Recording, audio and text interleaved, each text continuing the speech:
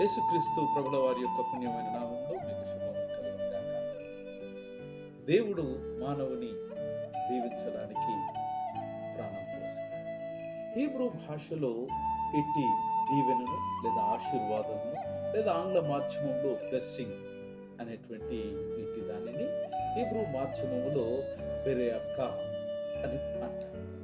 మరియు దీవించు అంటే బారాక్ అని హీబ్రూ భాషలో సంబోధించబడింది. బెరాకా లేదా బారాక్ అన్నటువంటి ఇట్టి భాషలోని యొక్క పదము యొక్క భావగర్భితమైనటువంటి అర్థము మోకాళ్ళపై సర్వశక్తుని ముందు వంగడము మరియు భక్తి చూయించే అనేటువంటి అర్థాలు ఇటు హీబ్రూ పదమైనటువంటి బెరాకా లేదా బారాక్ అన్నటువంటి దానికి ఉన్నాయి.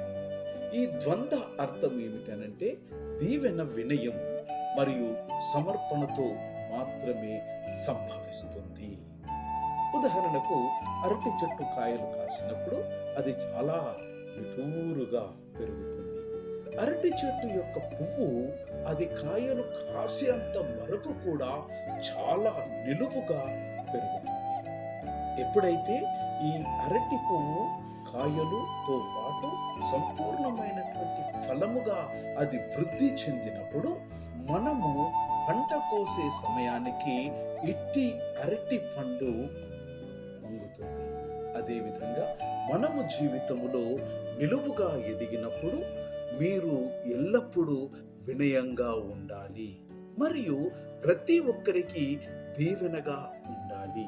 మరియు మీరు దేవునిచే దీవించబడినప్పుడు మీరు మీ దీవెనలను ఇతరులతో పంచుకోవాలి. అంటే దీవెనగా ఉండటానికి మీరు దీవించబడ్డారు. దీవెనగా ఉండటానికి మీరు దీవించబడ్డారు.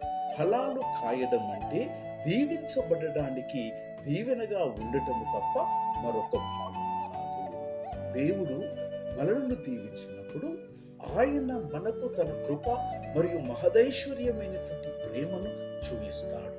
ఇది మనలను వినమ్రతతో ఆయనకు సమర్పించుకుని తోటి వారికి సహాయం చెయ్యడానికి దేవుడు నిన్ను దీవించినాడని జ్ఞాపకం ఉంచుకో. దేవుడు నిన్ను ఇంకా